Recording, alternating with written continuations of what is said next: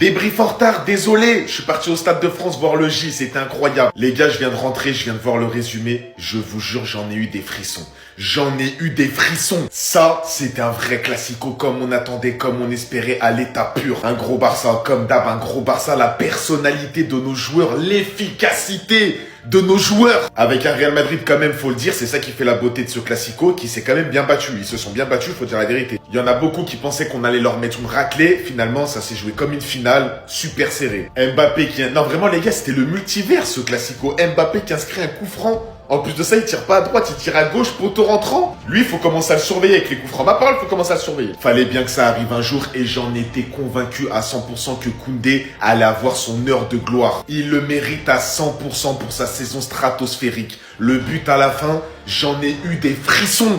Yamal, encore une fois, il assume. Il y en a beaucoup, vous l'avez critiqué par rapport à ses prises de parole, par rapport voilà, à son côté un petit peu hautain avant les matchs si vous voulez. En tout cas, il lance la hype. Il y en a beaucoup, vous l'avez critiqué. Voilà, passe décisive, encore une fois des caviars, des dribbles, intouchables. Le but de Ferran Torres, incroyable, qui relance le Classico parce que les Madrilènes, ils croyaient qu'ils avaient gagné. Chouameni, il est parti célébrer comme ça et j'étais mort de rire parce que moi, je savais qu'ils avaient perdu. Je suis là, je regarde le résumé, je vois les supporters du Real. Ouais, non, vous n'avez pas gagné. Bref, de toute façon, cette année, c'est objectif. Le Barça est au-dessus du Real Madrid. C'était normal qu'il gagne ce Classico. Maintenant, il faut qu'on aille chercher la Liga et la Ligue des Champions. Visca Barça. C'était sûr, j'en étais convaincu à 100%. Koundé allait avoir son heure de gloire à un moment donné cette année par rapport à sa saison stratosphérique à son poste. Je vous jure les gars, je viens de regarder le résumé parce que j'ai raté le match, j'étais au Stade de France. J'en ai eu des frissons pendant son but. J'en ai eu des frissons. La frappe qu'il met, est-ce que c'est une frappe de défenseur ça? Est-ce que c'est une frappe de défenseur? Son but, c'est pas un simple but. Moi, je l'ai senti dans la frappe. C'était une frappe d'un mec déterminé, un mec qui avait envie de gagner ce classico, un mec qui a rien lâché jusqu'à la 90e. C'est lui qui nous offre la victoire hier, c'est lui qui nous offre la victoire. Commencez à le respecter, même s'il y en a beaucoup qui le font, encore heureux, commencez à le mettre en valeur. Commencez à parler de Jules Koundé. Tout le temps, vous parlez des mêmes, Nuno Mendes, Achraf Hakimi, Théo Hernandez. Mais lui, pourquoi vous en parlez pas? Alors qu'il est irréprochable à son poste, qui n'est même pas son poste référence de base. Ma parole, les gars, Koundé, depuis 2 ans, même 3 ans, c'est n'importe quoi son niveau. C'est n'importe quoi. On peut plus s'en passer. C'est le meilleur défenseur droit qu'on a eu depuis Dani Alves. C'est bon ou pas? Il est au-dessus de Semedo, il est au-dessus de Dest, il est au-dessus de tout le monde. La connexion Koundé avec les attaquants, elle est monumentale. C'est pas possible l'entente entre les trois. Yamal Koundé, de toute façon, Yamal, il l'avait dit dans une interview, le joueur avec qui il kiffe le plus jouer sur le terrain, c'est Koundé. Tellement les deux, ils ont une entente de fou. Merci Jules, merci! Tu nous as fait gagner la finale. Maintenant, va nous chercher la Liga, va nous chercher la Ligue des Champions. J'ai regardé le résumé, je suis comme un fou. Est-ce qu'on serait pas sur le jeune joueur le plus fou de l'histoire du foot?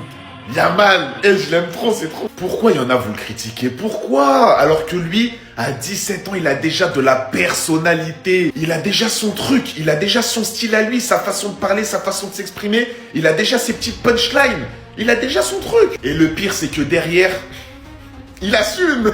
Il assume. À 17 ans, il a même pas encore 18 ans, il est même pas encore majeur, il assume ses responsabilités en Ligue des Champions, dans les Classicos, en Liga, de partout. Il y en a beaucoup avant le Classico, piap, vous avez parlé. Ouais, il va rien faire, ouais, avec sa teinture blonde, qu'est-ce qu'il va faire? Avec sa teinture blonde, qu'est-ce qu'il va faire?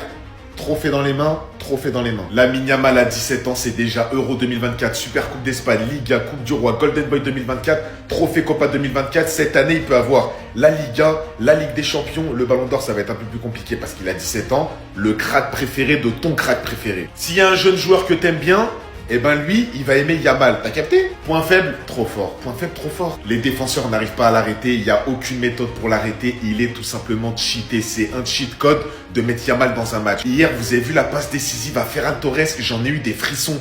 J'en ai eu des frissons. Comment tu peux faire ça à la 90e? Hier, il fait partie des joueurs qui ont sauvé le match, qui nous ont offert la victoire. Moi, je vous le dis, je vous le répète, faut pas oublier son âge parce que le nombre de matchs qu'il fait par saison, je sais pas si vous en rendez compte. J'espère qu'il sera épargné des blessures. En tout cas, Yamal, je sais même plus quoi dire sur toi. Trop fort, merci. Ils doivent le faire. Ils doivent le faire pour nous. Les supporters du Barça, on mérite.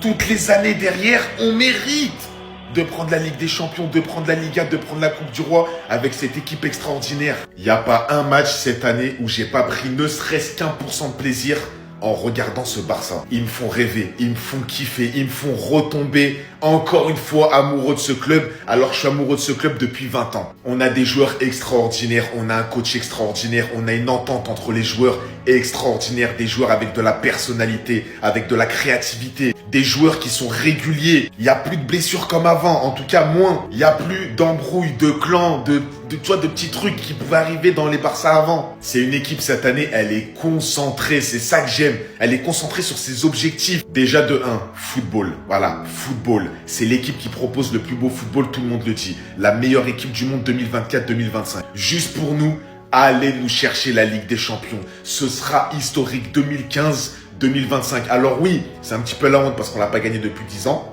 Hein, mais bon, 2025, 2015, 10 ans après, magnifique. Les noms que je vais vous dire là, vous-même vous savez. Pedri, Lewandowski, Rafinha, Gavi, Koundé, De Jong, Fermin, Ferran Torres, Yamal. Même les remplaçants sont concernés, mais plus que concernés. Les remplaçants sont titulaires en vrai. Et les titulaires sont remplaçants. Bon, je vais trop loin. Le FC Barcelone, et là je parle pas comme un supporter, hein, je parle comme un amoureux de football. Merci d'exister. Le football ne serait pas le même sans vous. Et force à Barça quand même, hein. Visca Bar.